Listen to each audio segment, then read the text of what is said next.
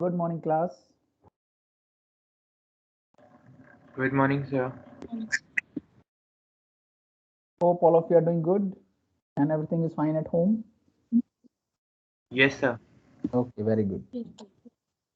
So in the last class, we were talking about measure of dispersion, right? And we had done till interquartile range. So anyone has any doubt, any question? Sir, what is the difference between standard deviation and mean deviation? Okay, so the basic difference is in mean deviation, we basically ignore the signs.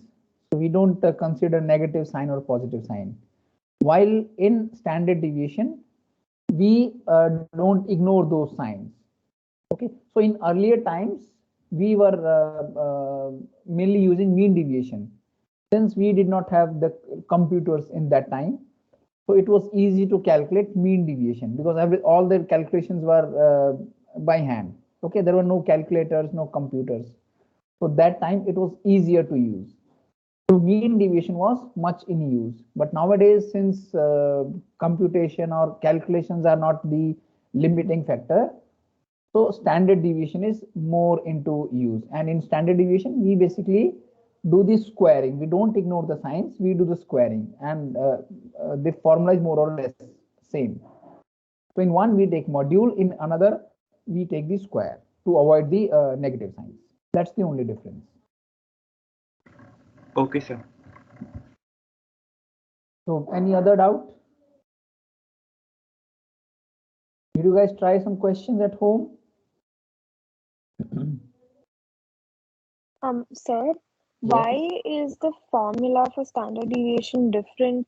Sorry, not standard deviation, for variance, why is it different in case of, if it's either a sample or a population? Why is there a difference in the formula? Okay. So the question was answered in the video also, but I'll again explain. So when you when you calculate this variance or you calculate the standard deviation in sample or in population, so we know if you have the population, okay, so you can calculate the exact standard deviation, but we can never sample the entire population. So we don't know what is the exact standard deviation or exact variance for a population. We certainly collect the samples. Okay. So it is quite possible that in your sample, the variation or the data spread that you're getting may be less than the variation present in the population. So to compensate that difference, we basically divide our this. Uh, so if you remember the formula, you have two components in the formula. So the numerator part is called as sum of square, right? So if you take the standard deviation, it is x minus x bar whole square, right? So that is also called as sum of square. So you are taking squared difference from the mean. Let me share the Excel file to explain it better.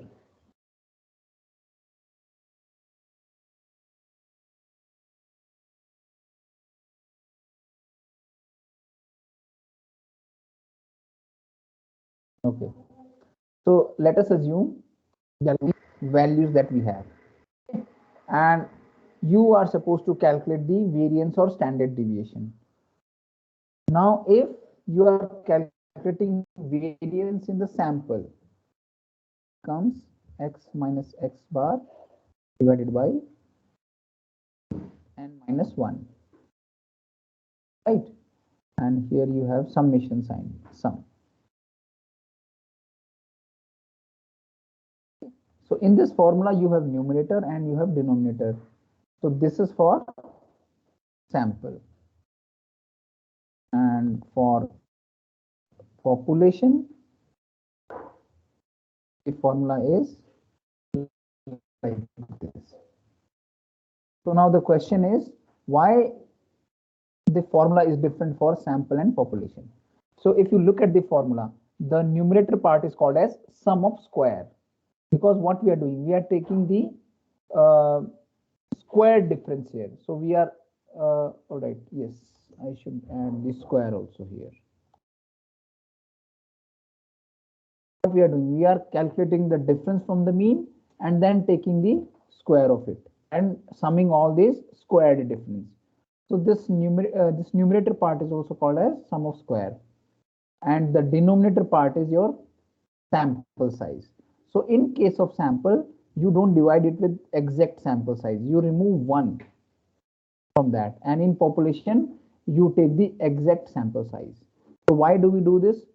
Because we never know what is the exact standard deviation in the population.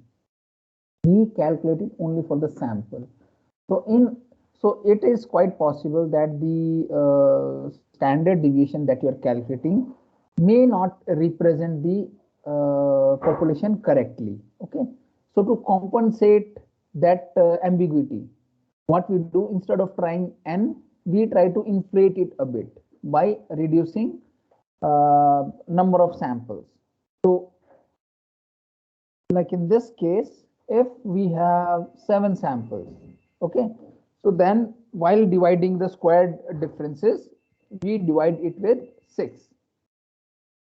Now this difference is visible only when you have smaller sample size. So when you have smaller sample size, so you may not be able to capture the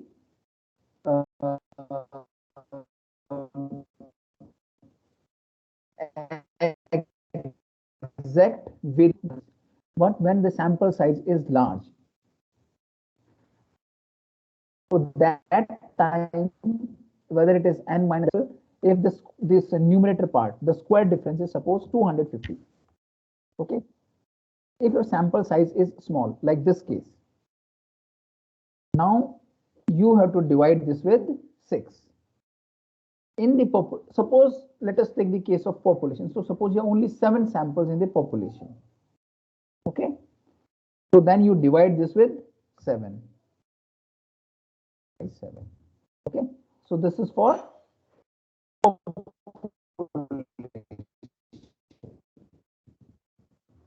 now for sample, you divide this with n minus 1, which is 6.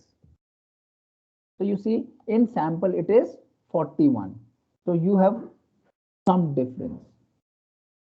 So this is basically to compensate the to not to be very conservative in our estimate.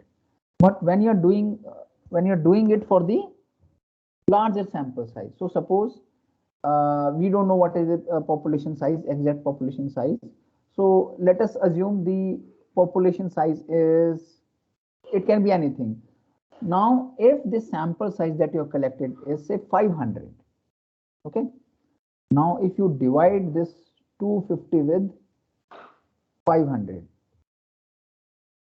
0.5, and in case of sample you have to divide this with 499, 500 minus 1, right? So 499. So again it is 0.501. So the difference is not at all visible. It is coming at third decimal point. So that is why when you are taking smaller sample size, to not to be over conservative in your estimate, we take this denominator as n minus 1 and not n. And it does not make any difference once you have larger sample size. Is it clear? Yes, sir. Thank you. Okay. So any other doubt, anyone? Please ask.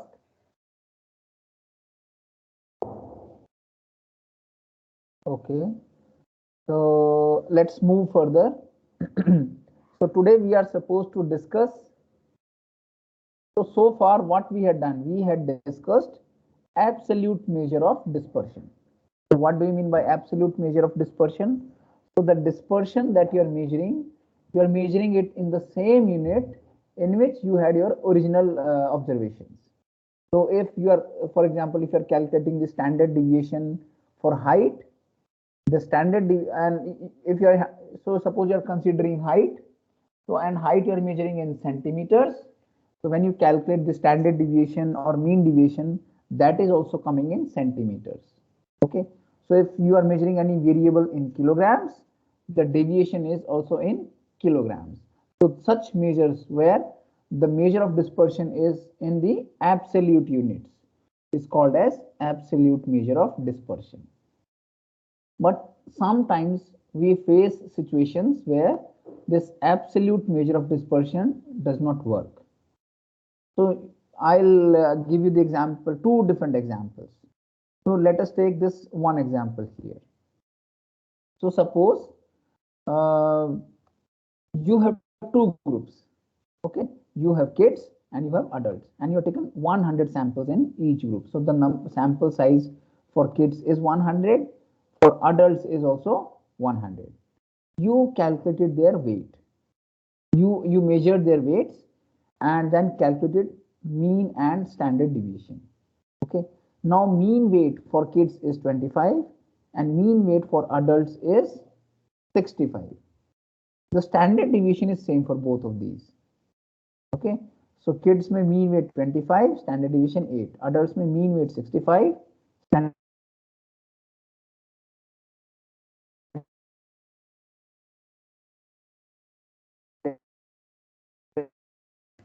Sir, your voice is breaking.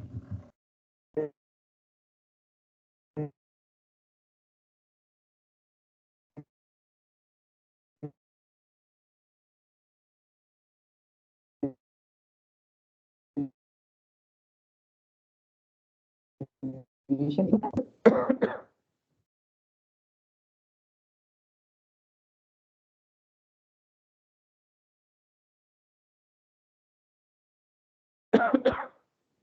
I hope it is better now.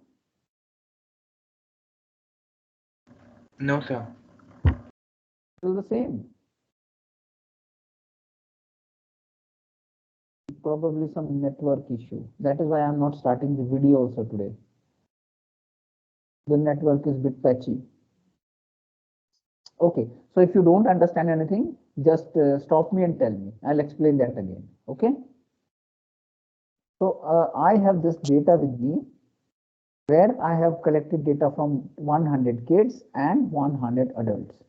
I calculated their mean weight. Mean weight for kids is 25 and mean weight for adults is 65. And the standard deviation is same for both of these groups, 8. Now my question is, what do you think, which group has got higher data dispersion? Data spread कौन सा group में ज्यादा है, kids में कि adults में? Anyone?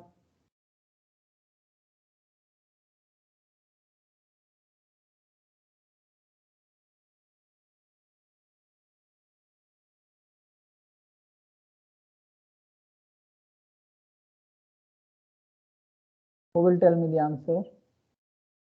Rupal?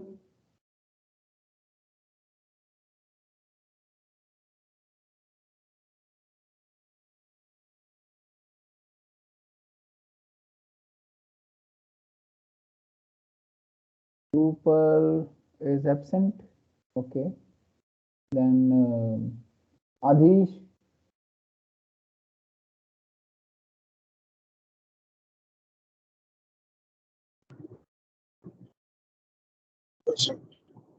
Yes, Adhish. What do you think? What will be the answer?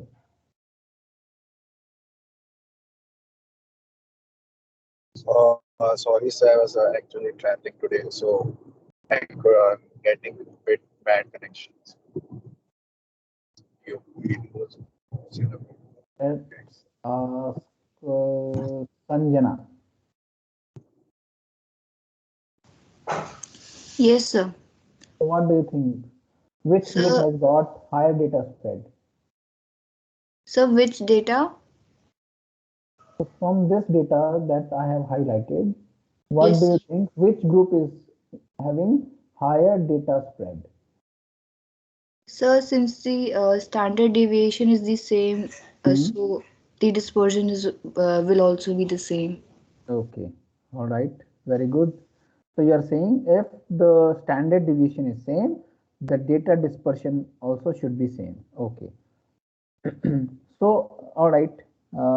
Keep this question, keep this answer in your mind. I'll come back to this answer. So this is one situation that I have explained. Here we have two different groups and we measured the variable using same units. Okay, and according to those units, the standard deviation is same. But I know that if I'm starting, so if let us assume I have done some calculations.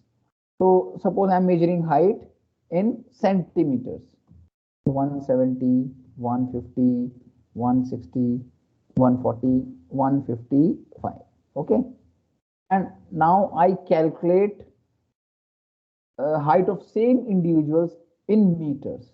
Then it is 1.7, 1.5, 1.6, 1.4 and 1.55. Okay, so same individuals, same measurement but different units. So here the height is in centimeters, here it is in meters. Now if I calculate the standard deviation, let us see what is the standard deviation. You see the standard deviation is 11.1, and standard deviation for same individuals, if I calculate this in meters, is 0.11. Same data, same people, it's just this, the scale is different, and because of that the standard deviation is higher when we measure height in centimeters. Now if you look at this data, we know that definitely kids are going to have lower body weight as compared to adults. If they have lower body weights, then the standard deviation also will be lower, right? Right or wrong?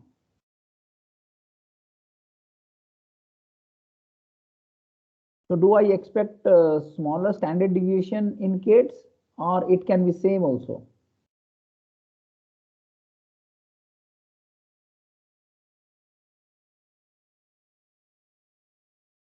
No answer from anyone?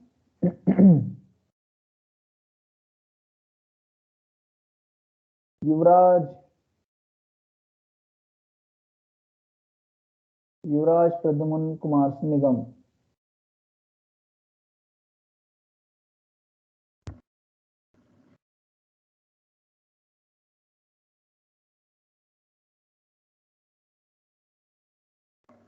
So what do you think?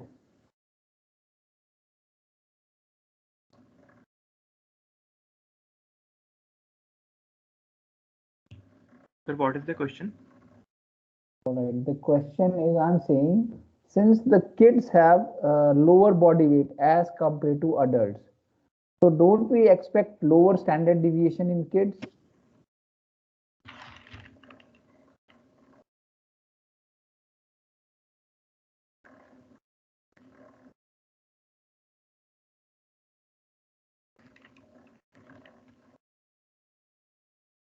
Okay, I guess Yuvraj is having with some difficulty with the network. Okay, Vivek.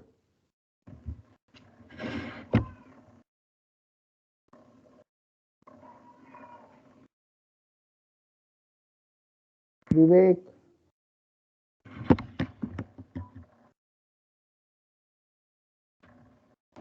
Yes, sir. So what do you think? Um, Sir, actually, could you repeat the question, please?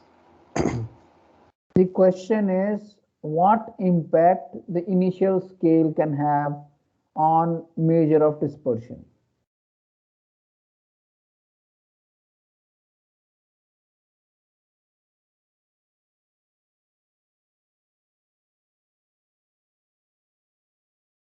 Did you get the question, Vivek?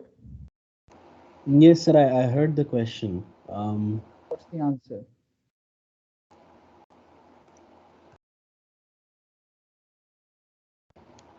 Sir, would it be the same? Okay, no, that should not be the same. Okay. Tanvi?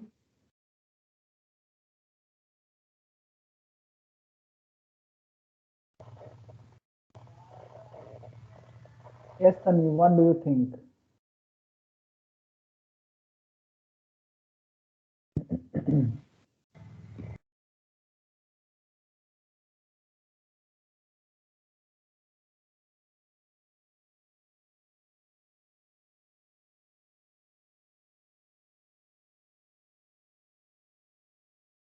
Is Tanvi present today?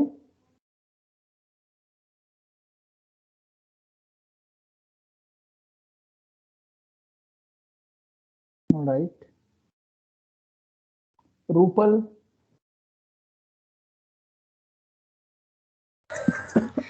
Yes, sir. so what do you think? What should be the answer? Sir, I also think it must be the same. Okay. All right. So I'll give you the answer. So let me explain other scenario also. So this is one scenario where you have two different groups and their measurements are at different scale. You see the mean height here is quite low in this group as compared to adults. Now let us consider this group of kids. So I have data and now I'm measuring two different variables. I'm measuring their height and I'm measuring their weight. So the mean weight for this group is 25 kilograms and mean height is 120 centimeters. And these are their standard deviations. Okay. Now tell me where do you have larger data spread? If you compare uh, height with weight, so what do you think? Height में data spread is more or weight में data spread is more? Sir, in weight. In So, weight. And how do you say that data spread in weight is more? Because sir, whenever the standard deviation is lower, it says that it is closer to the mean. And whereas if it's there is a higher standard deviation, it says that the more data is spread. Okay, that is good. But now the question comes, height we are measuring in centimeter and weight we are measuring in kilograms. So can you compare standard deviation of 8 kilograms with standard deviation of 15 centimeter? Is it possible for you to do that? Can you compare centimeter with the kilograms? no, sir, they should No, be of the same unit. They should be the same unit. So just by looking at these numbers, 8 or 15, I cannot make out which one is larger because they are different units. 8 kilogram और 15 centimetre का तो कोई comparison ही नहीं है ना. So I have given you two different scenarios. In one scenario, you are comparing two different variables, and in one scenario, you are comparing same variable but at different scales. So if you face such situation, then this absolute measure of dispersion is not going to work. Okay. So absolute measure of dispersion works only when the scaling is same, when the unit is same, right? But yes, sir. if that's not the case, then you cannot apply absolute measure of dispersion to find out the data spread. So in such situation, we have to go for something called as coefficient of variation. And what this coefficient of variation does, it basically calculates your dispersion in terms of percentage. So now if I know that the data spread is this much percentage in this group and this much percentage in another group, definitely I can make the comparison. ठीक है ना? तो अगर दोनों ही group का या दोनों ही variable का डेटा स्प्रेड अगर परसेंटेज में आता है, I can surely find out the difference, कौन सा वाला ज्यादा है, कौन सा वाला कम है. Okay, so how do you calculate coefficient of variation? So coefficient of variation can be calculated by using the formula standard deviation divided by mean into 100. So if you divide standard deviation with mean and then multiply that with 100, what you get is CV, and that value is in percentage. So if you divide mean with standard deviation, what happens? Now it doesn't matter what is your scale, okay, and what groups you are taking. You are coming at the same level, okay. So here, if I divide 8 with 25, it is 0.32, and if I divide here with 65, it is 0.12. So if I multiply this 0.32 with 100, it is basically 32%, and this is 12%. So by calculating CV, now I know that data spread in kids is 32% and data spread in adults is 12%. So now I can answer this question that data spread in kids is higher as compared to adults.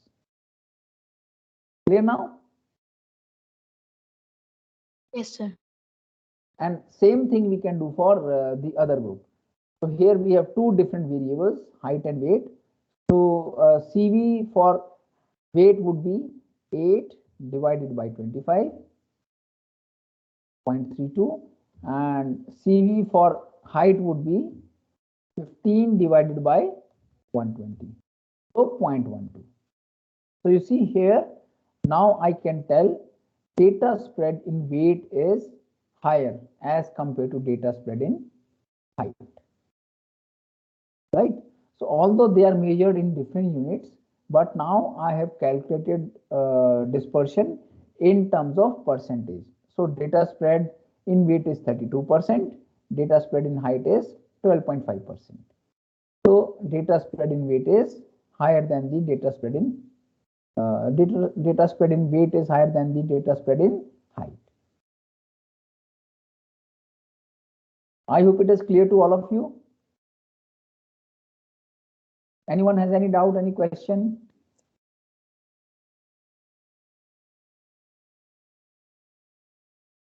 Yes, guys, any one of you? Please ask if you don't, if you have any doubt.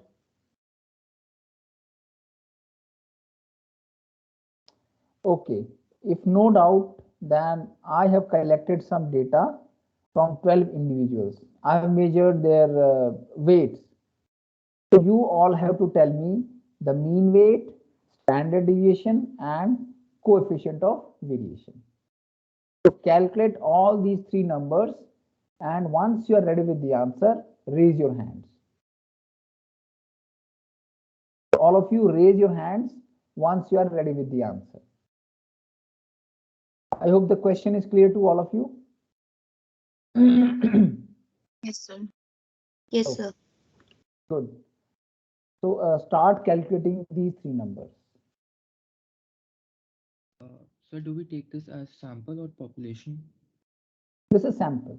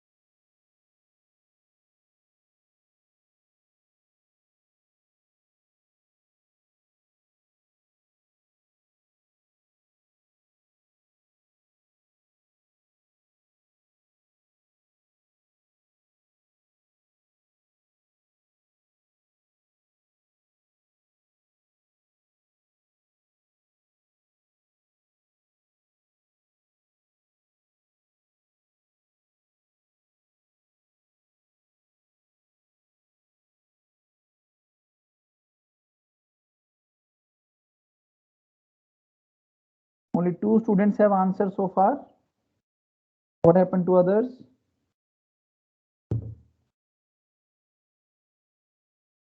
Okay, guys. So tell me, what answer did you get? What is the mean? So 28.75. 8.75. 8.75. All right. 28.75, sir. 75. Very good. What is standard deviation? So 5.89. 5.89. Very good. And And what is CV? So 20. 20.52%. 52. All right. I think all the 3 answers are correct. Okay, one more thing. I think I have told this before also. Whenever you are doing calculation, you don't need to go beyond 2 decimal points. Okay, so you can calculate till second decimal point. Don't go till 3, 4, or 5 decimal points. That has got no meaning. Okay, you are simply wasting the time. So till second decimal point, if you're getting something, that is more than sufficient. So anyone who is not getting these numbers, these answers, anyone who is getting other than these answers?